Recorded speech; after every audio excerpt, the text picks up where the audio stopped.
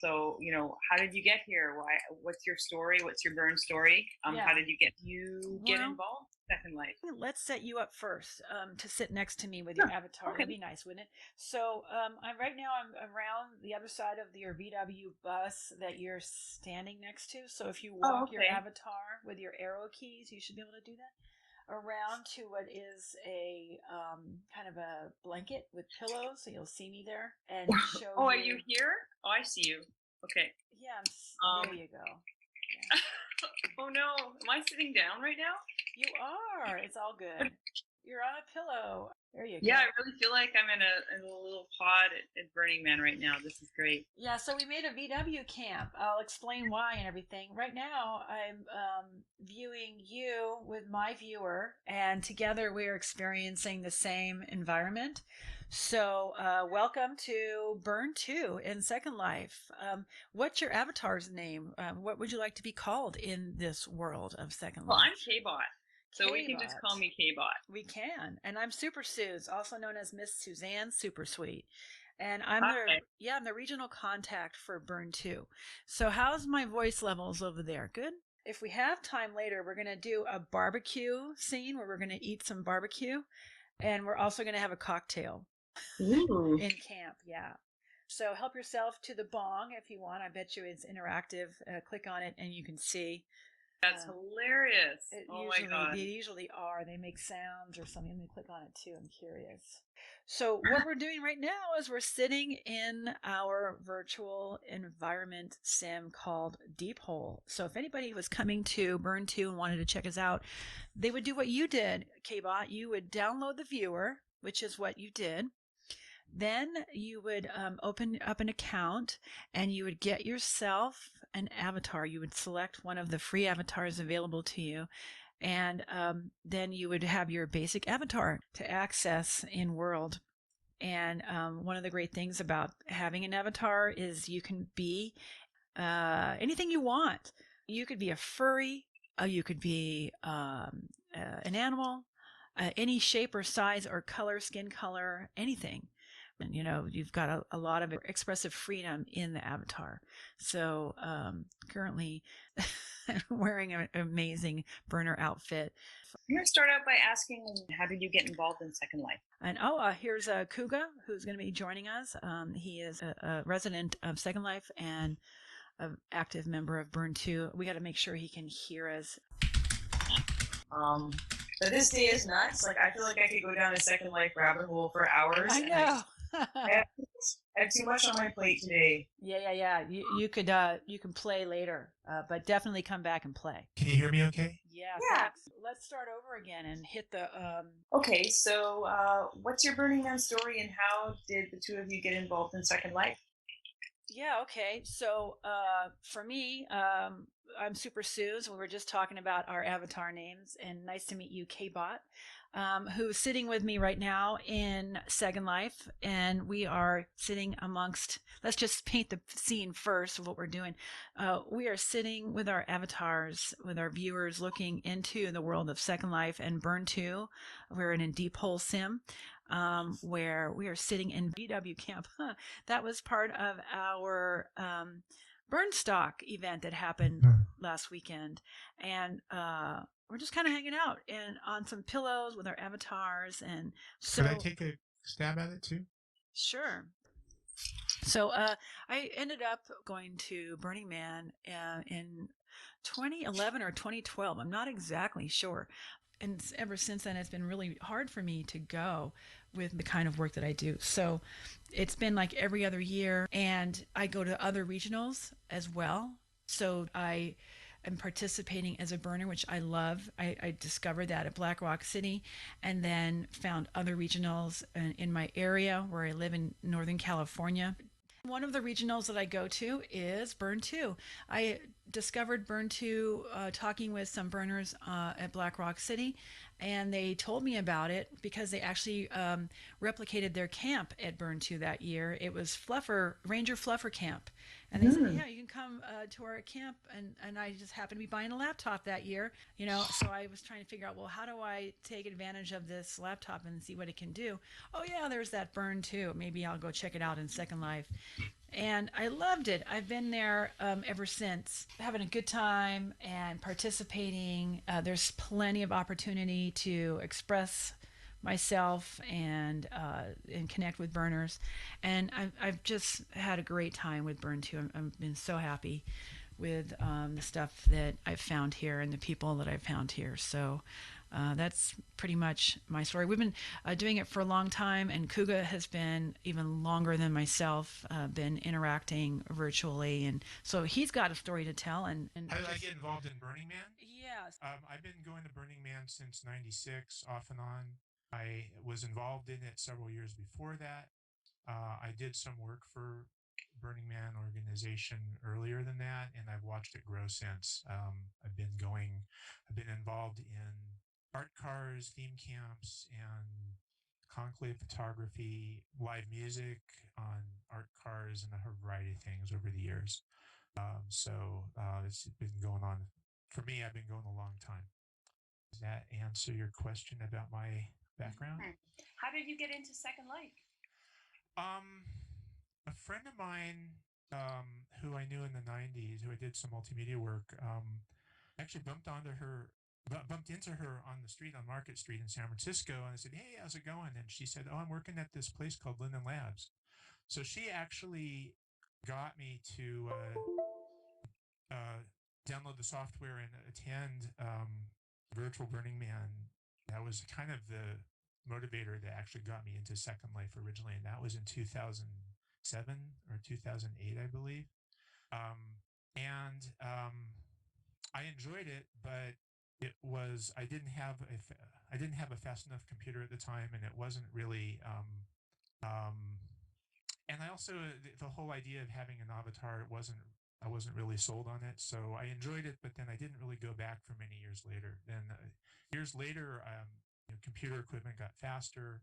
I met somebody else at a party unrelated to my first friend who somehow we got talking and the topic of Second Life came out. Turned out this woman I met in real life was a music performer, and she made enough money performing in world that she paid part of her rent with it. She's a classical pianist. So she kind of nudged me to try it out again. And I attended one of her shows, and that kind of motivated me. The original Burning Man space wasn't there anymore, but it turned out that it had reorganized to BURN2. And so I actually wanted to visit the Burning Man space and didn't know about it for maybe a year until I just happened upon it accidentally, and then realized, this is finally. In fact, if I hadn't found it, I probably wouldn't have stayed because the rest of Second Life wasn't all that interesting to me. But I quickly got involved in Burn2 and really enjoyed what they were doing there, and so the rest is history. So really, for me, Burn2 is more primarily the only thing I do in Second Life. Right. Okay. So I guess you could tell me how Burn2 came to be. Um, for those who don't know anything about Second Life or Burn2, I'll just, in a nutshell, a place called Linden Labs created this virtual world. It's the first large virtual world that was publicly accessible in 2001. And they've been going since then. So it's almost 20 years old. Burning Man has had a presence in Second Life since the beginning. The founder of Linden Labs was a burner himself.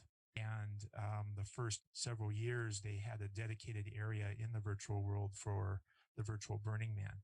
Now, in 2008, the company reorganized, but a new Burning Man group was formed at that time called Burn2, which kind of has an arm in Burning Man organization, and Burn2 is still going to this day. So the space that we're in now, Burn2 has been around since about 2008, and but the Burning Man has had a presence there since 2001. I hear that Danger Ranger hangs out in here. So M2 Danger Ranger was one of the founders to help create Burning Life, which was the start of Burn2 back in the day, and it was and the idea that that burners can burn virtually. He was quite convinced that this kind of environment is definitely something that could create the culture of Burning Man. So he pops in and out these days for events and occasionally, but I'm the regional contact for BURN2. Something that we appreciate, but he's not as involved as he used to be now. So M2 Danger Ranger was one of the founders to help create Burning Life, which was the start of BURN2 back in the day, and it was and the idea that that burners can burn virtually. He was quite convinced that this kind of environment is definitely something that could create the culture of Burning Man. So he pops in and out these days for events and occasionally, but I'm the regional contact for BURN2. Something that we appreciate, but he's not as involved as he used to be now.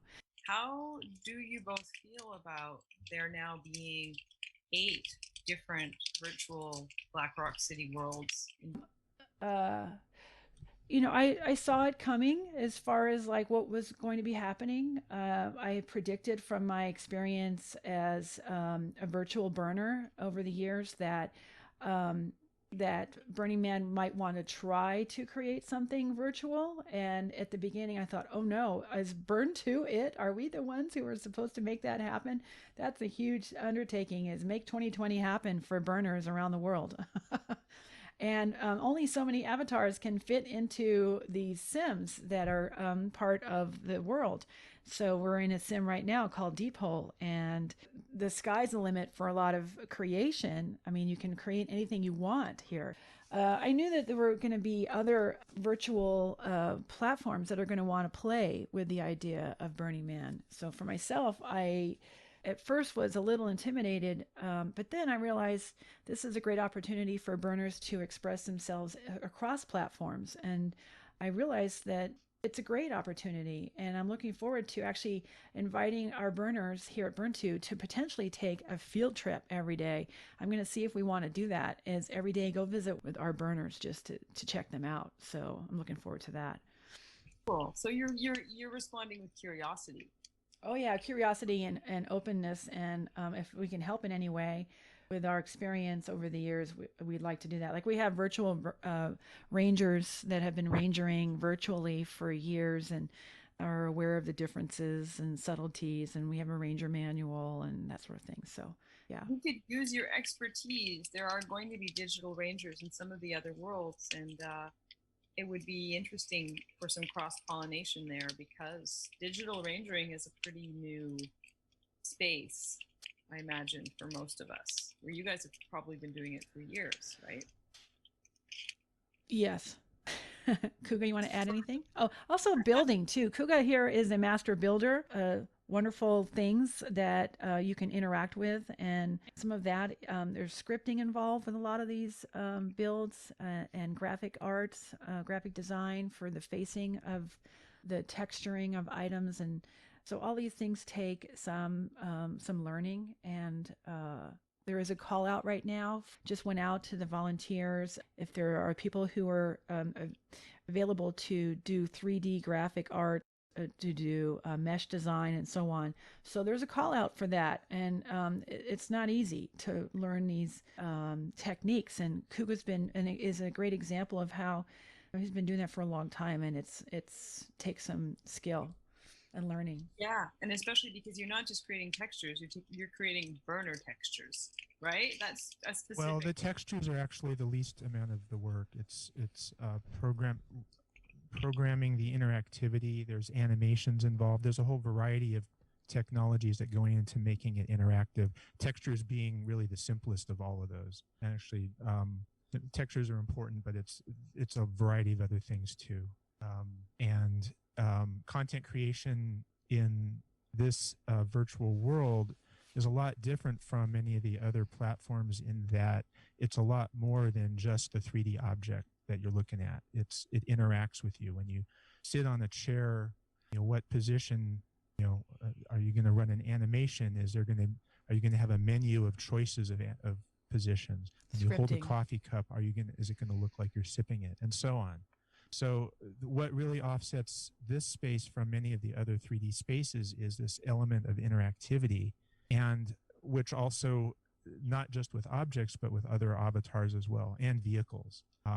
The other virtual spaces that we've seen might be visually more detailed, but they don't have the community and the content and the interactivity that this space has. That is, there have been a variety of virtual spaces that have popped up in the last 5 to 10 years, and everybody goes ooh and ah and checks it out, and then a year later it's vaporware because it didn't catch. And I believe the reason it didn't catch is because it's missing those elements that we have here. So just kind of in defense. So yeah, we're certainly interested in these other spaces, and they're each are good for the purpose that they were made for. But so far, we've not seen any that have the kind of interactivity and community that exists here. Right. Well, they're all new, and they'll develop that as they go along, just like we did. So I'm excited about watching the development of their communities. So it's exciting. Super exciting. Yeah, I'm fascinated. I mean, I don't usually do virtual worlds, but I'm buying a VR headset, and I'm going to spend a week playing in all of them. Yeah, I've got a VR headset too, and I'm looking forward to checking it out. Checking them out. That's like I said, I want to make a field trip. A lot of these VR experience worlds have a viewer like what you're looking at. So there's a viewer option, but they're not as detailed, and there's not as many options as our viewer as far as manipulation and interaction. And so the viewers in the 3D environments that are meant to be immersive headset, they don't have as much bells and whistles that we have. So that's one thing that I like about Second Life. If you don't have a viewer, if you don't have a headset, I mean, you're going to be able to do so much, and then that's it. You can still enjoy yourself at those immersive headset places with a viewer that they'll give you as an option, but they won't have as many interactivities as we'll have. And there's a diversity of views on this subject too, and if you ask different people this question, you'll get many different answers. Personally, I'm not interested at all in headsets, and I've been using them off and on for 20 years. I was involved in VR back in the 90s. I know what they are and how they work, and I'm just personally not interested at all. But everybody's different, and so there's a diversity of views on that subject here. Right. Okay. Well, we have time left. I'm going to ask my last question. How can somebody get involved in BURN2 if they want to drop in and check it out? Yeah, so we were talking about that, setting up our interview, right? When you yourself are new to the experience. And one of the things I sent you was a video on how to sit and interact with people and chat and so on. So there are lots of information videos out there on the internet, and it's basically learning as you go, but you would be downloading a viewer that you would have on an app that you would have on your computer. And once you log on for the first time, you'll be picking your avatar, a free avatar that you'll be using. And this is your avatar that you've picked. Looks like a male avatar, if that's okay to genderize your avatar. Maybe you don't want that, but you've got a really cool avatar that you've selected. It's got ombre hair and cool jeans. I tried out some of the women, and I was like, it's not really me. I'm kind of more androgynous as a person, and I just felt more comfortable in a male body. So. That's one of the great things about picking an avatar. One of the great things about Second Life is our avatars are very expressive, quite interchangeable, and so some of the VR. One of the things that you can do here, if that's really important for you, is to be very selective on the avatar that you are. You could be anything you want. You can be furry, an animal, and so on. And what's great is you can pick your avatar free, and then if you want to, you can modify your avatar in different ways, like picking skin and shapes, and you can also modify your shape. So it's great that you have that option, and you just simply pick your avatar like you have, just to get shortened. So you download the viewer, you get your free avatar like you have, and then you just start using your avatar in world and exploring.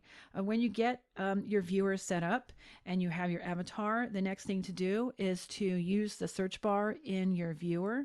And the search is on the top of your viewer screen, and you would find Deep Hole Sim to come to visit us.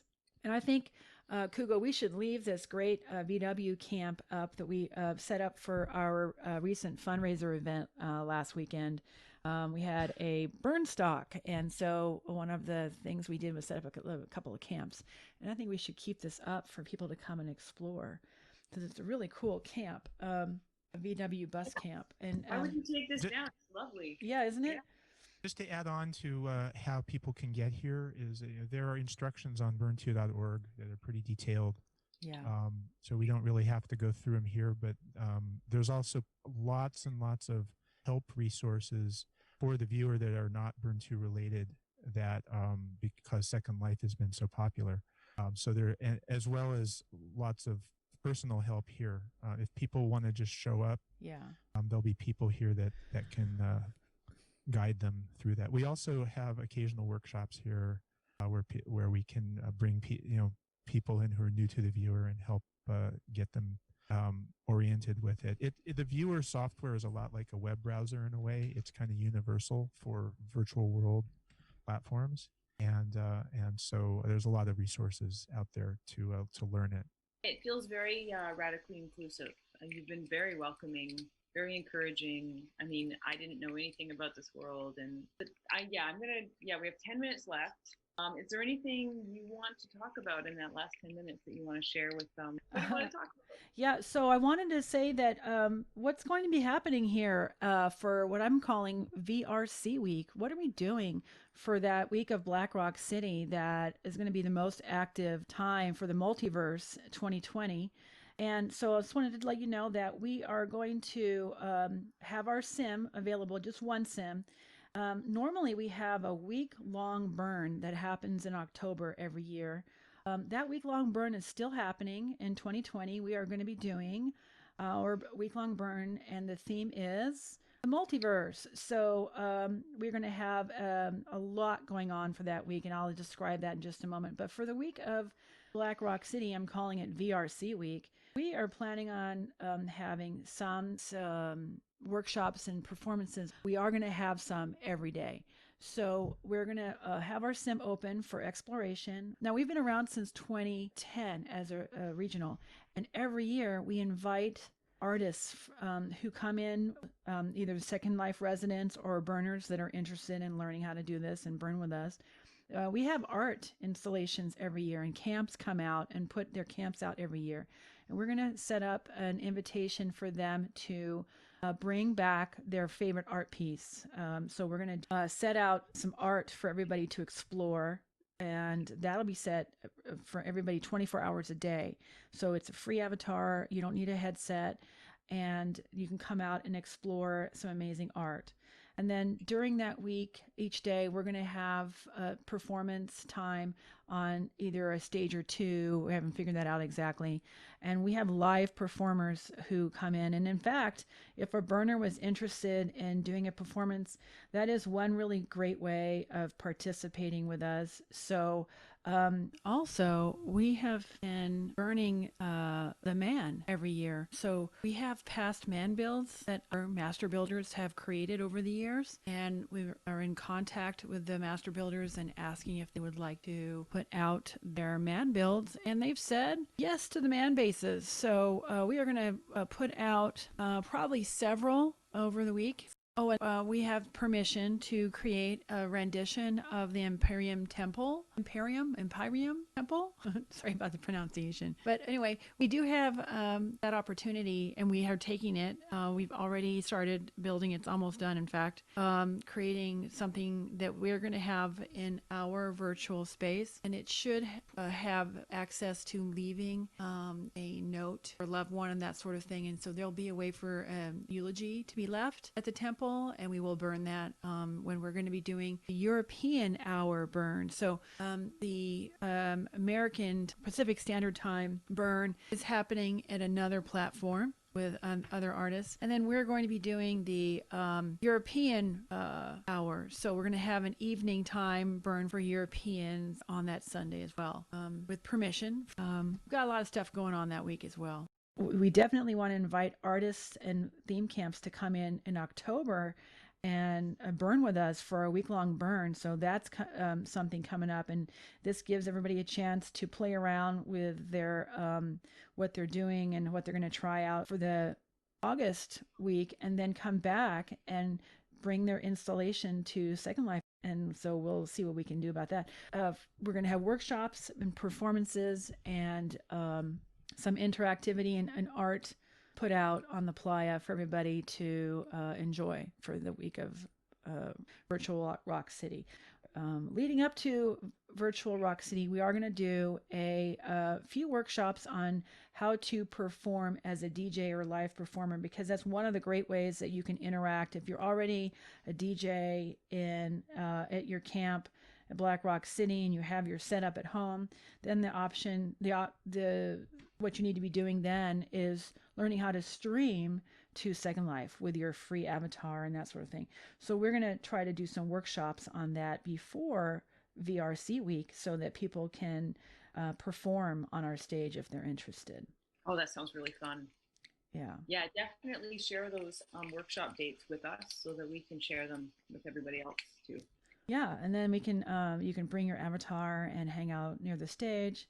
One of the great things we like to do in Second Life is dance together. So if you like to dance.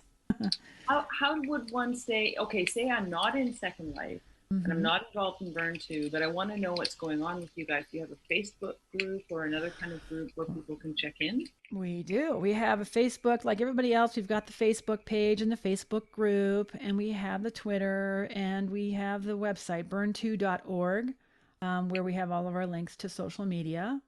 And we have a group